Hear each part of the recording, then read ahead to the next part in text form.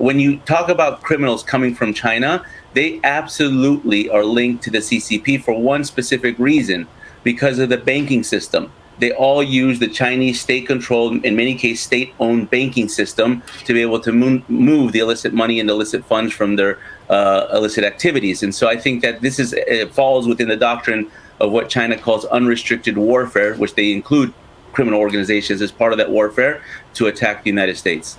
Yeah, by the way, I had Joseph on my podcast this past week. It was one of the most enlightening conversations I've ever had on a podcast. Encourage everyone to watch it. And that was one of the most interesting parts. You said in the past, people would launder money through Latin American banks. And now in Latin America, they're laundering money. The cartels are laundering their money through Chinese banks, something I had not thought about. And this connection is very important to make. So what do you think the Chinese are doing in America? What is your greatest fear? I mean, you know everything about national security and security in Latin America and what's coming through our border. What worries you the most? So what keeps me up at night isn't necessarily the criminals and terrorists, and that's bad enough, frankly. That is very concerning, alarming. I think our national security apparatus has to do something about that.